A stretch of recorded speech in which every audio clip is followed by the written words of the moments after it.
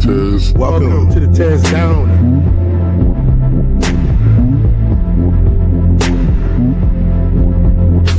Welcome. Find the Tez.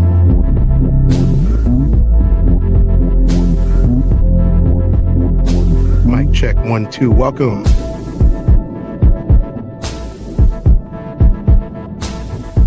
Welcome to the TezDown. Party time.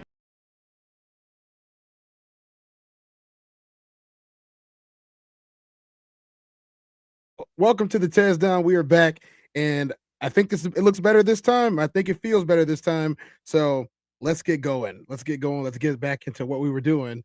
We were talking about the Epstein files and why the Epstein's influence on the government and the people in government right now and celebrities was so big. So let's get into it. Let's get into it. Hope you guys like the little break, short couple minutes that we got. It still ain't perfect right now, but I think this is much better than it was before, and so I'm happy about that. I would much rather it be the way that it is now than the way that it was before that. I don't know why StreamYard hates me today. Maybe it's what we're talking about. That's the problem. Who knows? But I know I wasn't gonna be able to do it. It had like a 4-second lag, you guys. Like it looks like I was speaking a different language, but I was speaking English. It's crazy. I still got a lag right now, but it's nowhere near as bad as it was then. So let's get right back into what we were doing. And we gotta keep it going, guys. So we'll get a couple more minutes of this, and then we're gonna move on.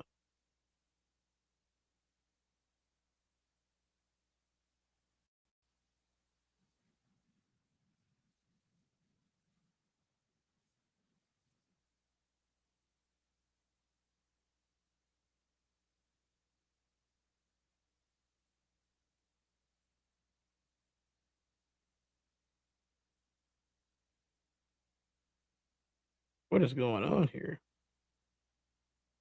Let's go back to where we were.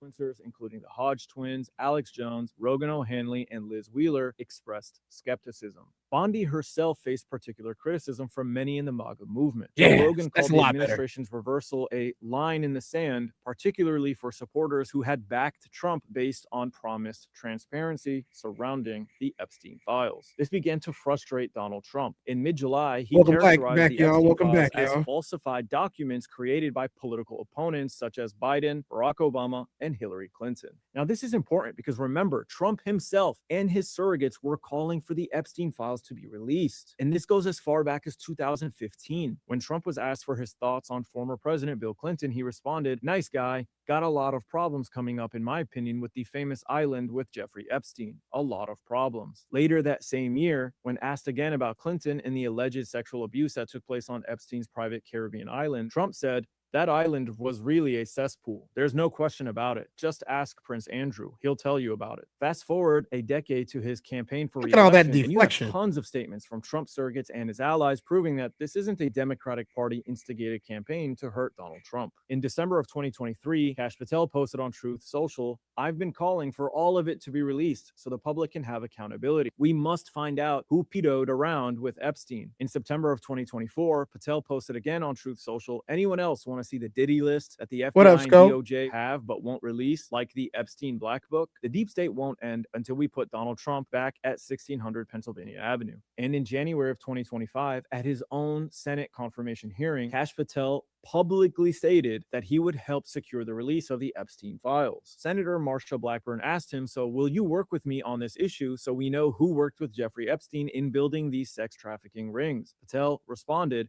"Absolutely, Senator." And later in May of 2025, Kash Patel again reiterated that he would secure the release. When Fox News' Brett Baier asked him, "You're not going to withhold information from the public, are you?" Patel responded, "I'm not going to withhold information from the American public. ever. Elon Musk also chimed in. Musk, in a conversation with Tucker Carlson, wrote, "Part of why Kamala is getting so much support is that if Trump wins, that Epstein client list is going to become public. And some of those billionaires behind Kamala are terrified of that outcome." And as we stated earlier, Trump's own son called for the release of the Epstein list. While the president's son does not have an official position in Trump's administration, on the campaign trail, he emerged as one of the most vocal figures calling on the Epstein files to be released. In July of 2023, Trump Jr. posted on X, "Show us all the Epstein client list now. Why would anyone protect those scumbags? Ask yourselves this question daily, and the answer becomes very apparent." In January of 2024, he posted again, "Everyone knows Bill Clinton was on Jeffrey Epstein's plane and island a lot. Literally, no one is at all surprised that he's all over the release. What we want to know is all the other names that the government has been hiding and running cover for. That will actually be revealing." Then in June of 2024, at the Turning Point USA event, Trump Jr. publicly stated, "I am on every list except the Epstein list. We haven't heard anything about that one in a while. How is it that my father could be convicted of 34 crimes, but no one on Epstein's list has even been brought to light? It's almost like they're trying to protect these pedophiles." So Trump characterizing the Epstein files as a hoax created by political opponents is absurd. Now, despite Trump's resistance, even he couldn't convince MAGA to give up on the Epstein files. Public interest continued and culminated in Congress attempting to force its release. In July of 2025, Congressman Ro Khanna introduced the Epstein Files Transparency Act, requiring the Attorney General to release all related files within 30 days and provide Congress with an unredacted list of all government officials and politically exposed persons named in them. Following this, Trump increasingly resisted questions about Epstein. Shortly after Ro Khanna's bill was introduced, he stated, "I don't understand it. Why would they be so interested? He's dead for a long time. He was never a big factor in terms of life. I don't understand what the interest or what the fascination is. I really don't." A few weeks later, FBI director and Trump ally Kash Patel testified before Congress that Epstein acted alone and had no connection to other people in regards to sex trafficking. FBI Director Kash Patel told U.S. senators that there is no credible information in case files that Jeffrey Epstein trafficked young women to anyone other than himself. Republican Louisiana Senator John Kennedy asked Patel about his knowledge of the Epstein files. "You've seen most of the files. Who, if anyone, did Epstein traffic these young women to besides himself?" Patel responded, "There is no credible information. None. If there were, I would bring the case yesterday that he trafficked to other individuals." Pam Bondi, appointed Attorney General in February of 2025, initially promised transparency, but then later worked to limit the scope of disclosures, citing victim protection. This combination of deflection, minimization, and delay has only intensified suspicion. It seems clear that Trump, Kash Patel, and Pam Bondi were attempting to reduce the interest in the Epstein files and turn public attention away from them. That obviously didn't work, however. So in September of 2025, Representative Thomas Massie filed a discharge petition to force a House vote on the transparency bill that Ro Khanna introduced back in July. The bill passed overwhelmingly, 427-1, and was signed into law. Despite the legal mandate, the Department of Justice failed to release all the files on time. Initial releases were heavily redacted, which drew bipartisan criticism. After months of delay, however, on January 30th of this year, the DOJ finally released approximately 3.5 million pages of documents. These are the Epstein files that everyone is now discussing, and they are vast. They reveal disturbing insights into elite networks, power structures, financial practices, and patterns of abuse. It's hard to focus on just one thing because there are so many documents with so many controversies. And it turns out actually that this is only about half of all the documents there are, so there still needs to be another release of about another 3 million documents. But in summary, we have seen information confirming, at the very least, that certain theories or suspicions are more than just speculative conspiracies or anti-Semitic tropes.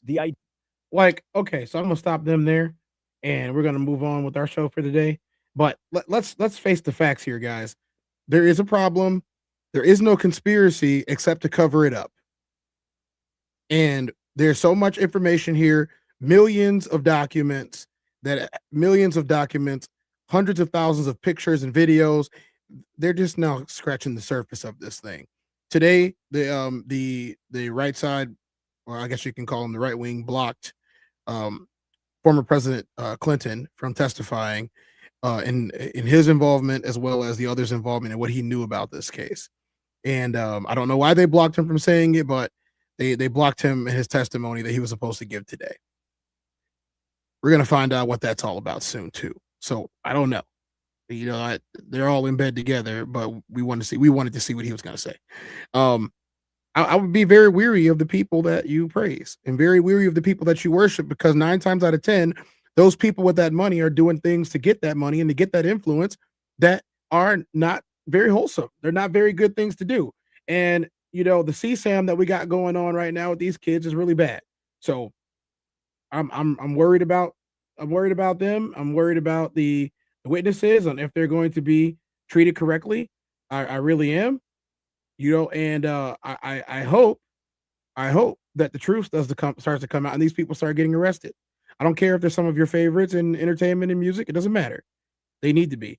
Guys, I'm gonna have to keep it shorter today just because of what's going on with the technical stuff that's going on today. I'm gonna try to fix it by tomorrow, but we got to do another segment, and I want to make sure that this segment is done because it is Black History Month, as you guys are well aware of, and that is something that while a lot of people don't like it, I really don't care if they don't like it or not because Black history is American history, and we need to talk about it because if we don't, then it might be forgotten because there are people who in today's society don't believe that we have any. No, you ever talked to a slave? You ever heard what a slave sounded like?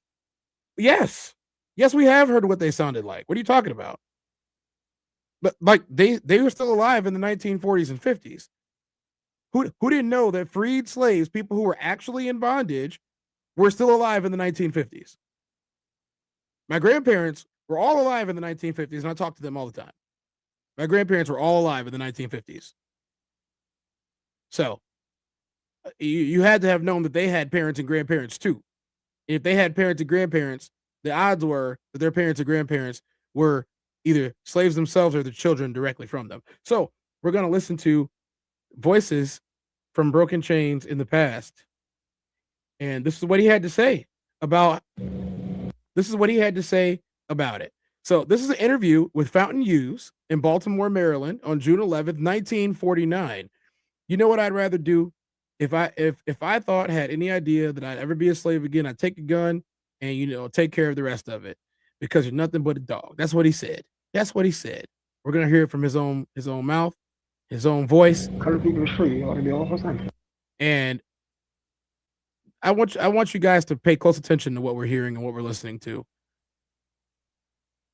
There's no difference between the way the old folks talk then and the way the old folks talk now. There's no difference at all. And it lets you know that this wasn't that long ago. Slavery wasn't 200 years ago. It wasn't. It was yesteryear.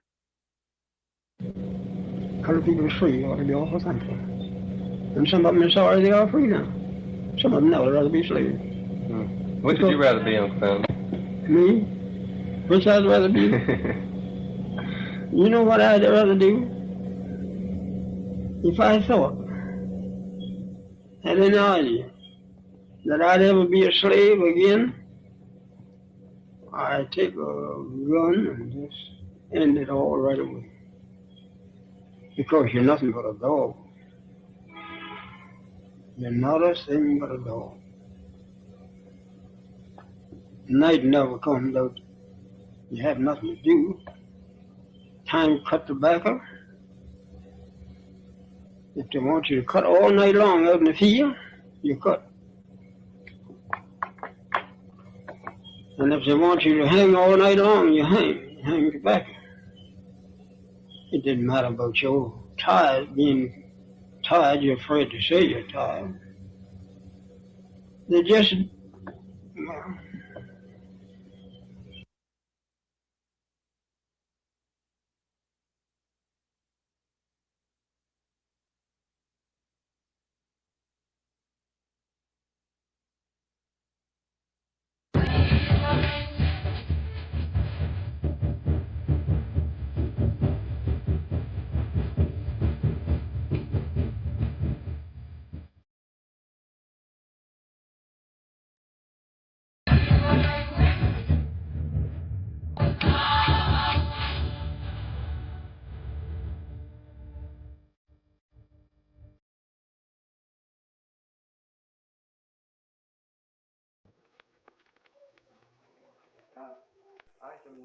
My name is Isa Morrison, raised up in old time by a mother.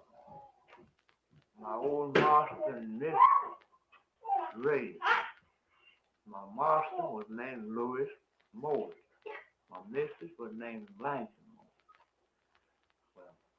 Well, are you ready for me to talk? Yeah, that's fine. And And after my mother was a housewoman, and this after she died, my father was a field hand, and white folks kept me around the house to cool water, houseboy like, and they had two weavers weaving, had two looms running every day. Well, you know, I'd go out in the quarter to play with them other children, and if I hurt one, and they caught me, they would wear me out. Well, the white folks told me when they get at me, make it to the yard.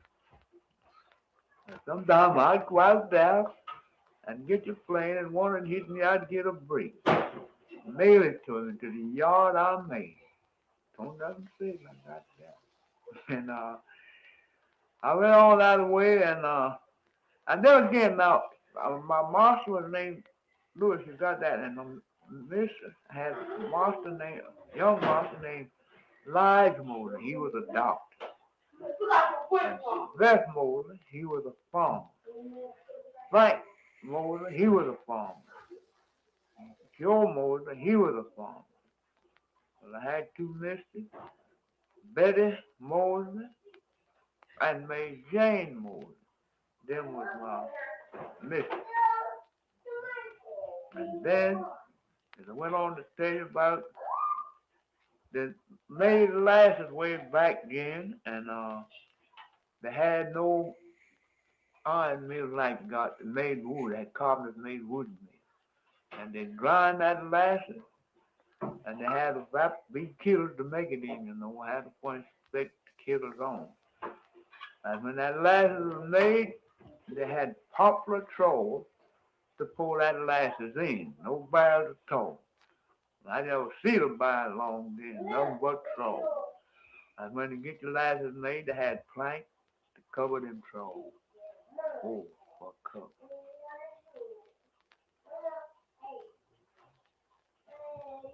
Well, you told me something about the way to make soap in the old days. Yes, sir.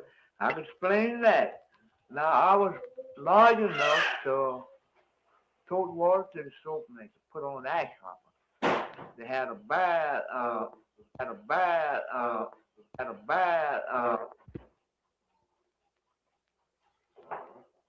you ready? You're telling about the soap. Yeah? You're talking about the soap. Now, when I was a boy, they used to make soap. Well, I was large enough to tote water to the soap maker to put on ash hopper. Now, they didn't have no barrel. They had bowls, you know, and their bowls coming that way, you know, that way. Bowls is fast. Well, on each end, they lay some crossway to hold ashes. And then I'd tote water and put on that ash hopper for the soap maker. I did make soap for the whole plantation. And make it by 2 or 3 bars. And long then, Captain, I ain't seen no bar soap. The mother had some, but I never seen none. And they had something dug in the ground, a hole, deep hole, and rolled up on each side of the plank. Well, it's about 3 foot deep, I reckon. As now as I can come at, about 8 or 10 foot long. Well, this tan leather. They'd lay a bark down in that hole, and then they'd lay a hide over that bark. And then they would lay a bark and another lay a hide till they got it like they want. And then they'd fill that thing up with water. But now before they tan that leather, they had a place to put it in to lay a while and get the hair. And when they got on that level, it's just like any tan level. And they had a man that'd make shoes for all of us. Now we was children, good sized children going about. That shoemaker made shoes for we children. And the old folks too. We had mighty good white folks. My members, as far as I could remember, you know, mighty good. Mighty good. You know, they must have been good after the country surrendered. Didn't none move there after surrender. More moved to on the place. What happened after surrender? So, What happened after surrender? what happened? Well, now, they tell me to a year for the folk know that they was free.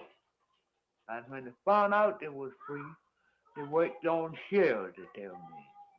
Worked on shares. Didn't rent no land, they worked on shares. Now, you know, I was a boy, I'm going to explain it the best of my understanding. They said they worked on shares. I think they said to, was it fourth or third, I think. He got the third, I think they said what they made after surrender. So, I mean, guys, it both encourages me and also, stirs up some feelings inside of me anytime that I listen to audio recording of the formerly enslaved peoples who are ancestors of many and many and many a black person in this country. And it just reminds you that this wasn't that long ago. This wasn't 200 years ago. These were people's grandparents. These were people's great grandparents, and people knew them.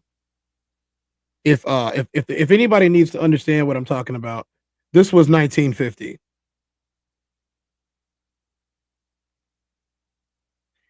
1950 was only 76 years ago. That's only 76 years ago. You know, if you were to take if you were to take a list of politicians, for example, who were alive in the 1950s,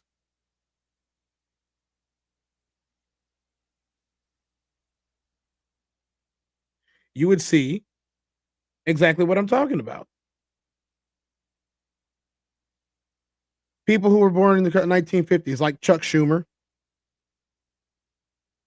Chuck Schumer, still active politician.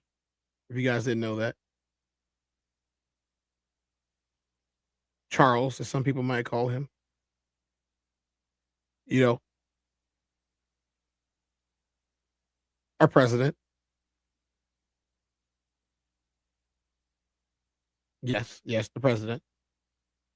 The last president. And many of the other ones. It's actually pretty sad to think that the country has convinced everyone that slavery was so long ago, and these people's voices are right here on video and on tape recording to let you hear what happened to them and why it happened to them and what was going on. And one of the biggest things that anyone can do in any world is convince you that these things didn't happen or they weren't as bad as they really were. Because of the technical issues today, I got a segment that I'm going to do tomorrow. It's about vernacular and voice and the way that people talk. I was going to tie it in with this one, but we lost a whole lot of time today. And I really didn't get everything out that I wanted to get out. So I appreciate you guys for being here who are here. You guys, we have a show this weekend in Chicago. If you guys didn't know about it, we have a show this weekend in Chicago. Tickets are selling fast.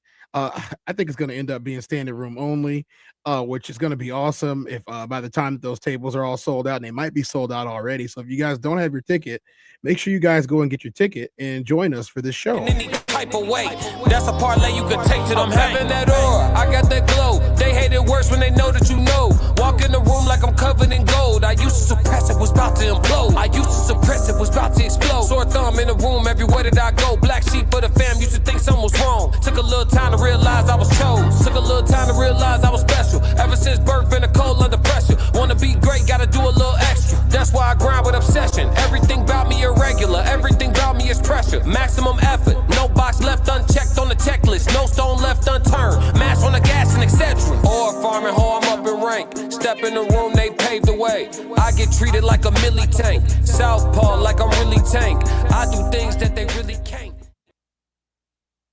So it's going to be a blast. You guys make sure you check out the No Middleman podcast tonight.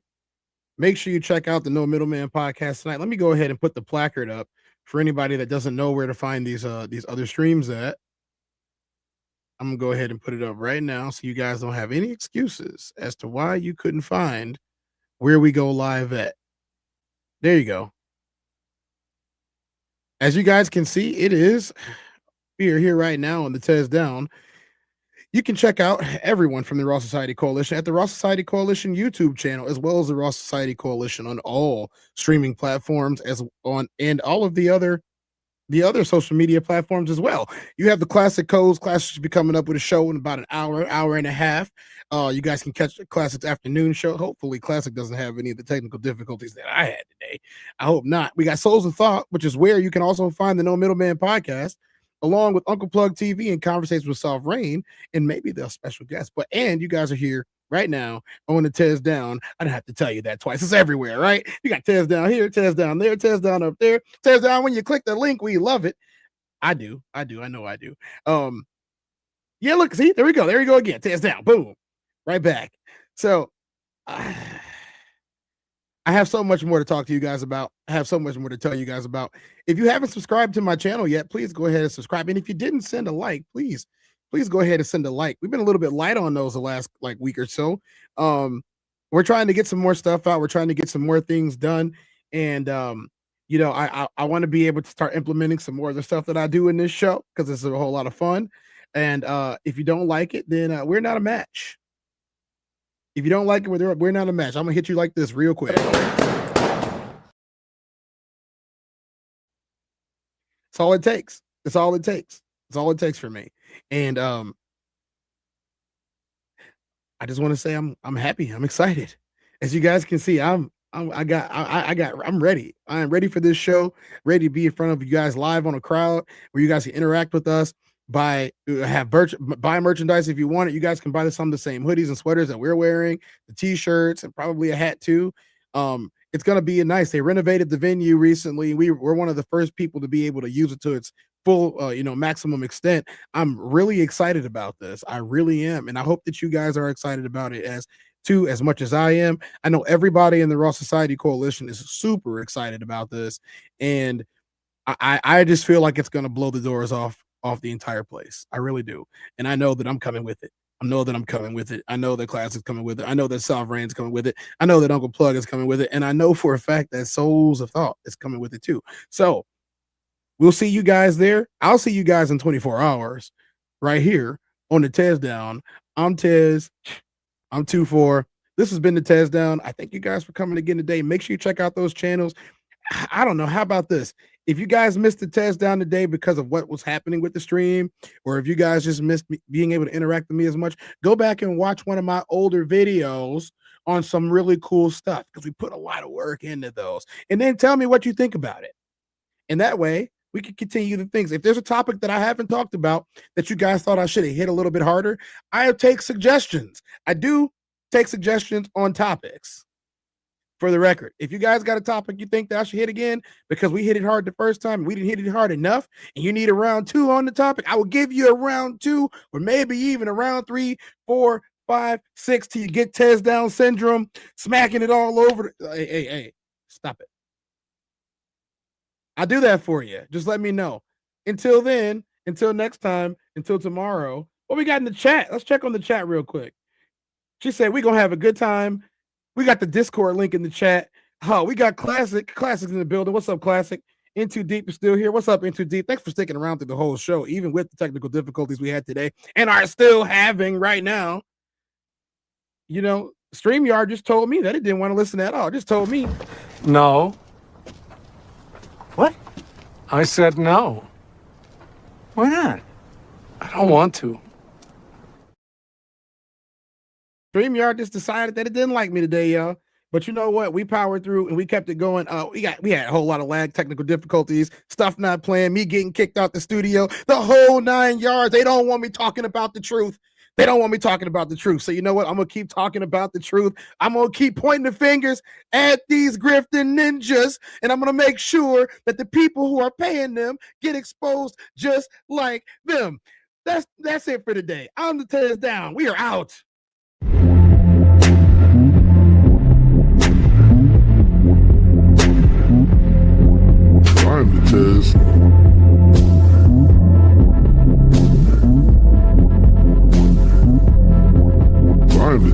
Welcome to the TezDown.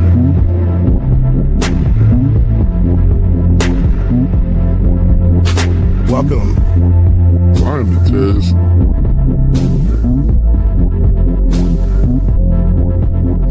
Mic check 1 2. Welcome.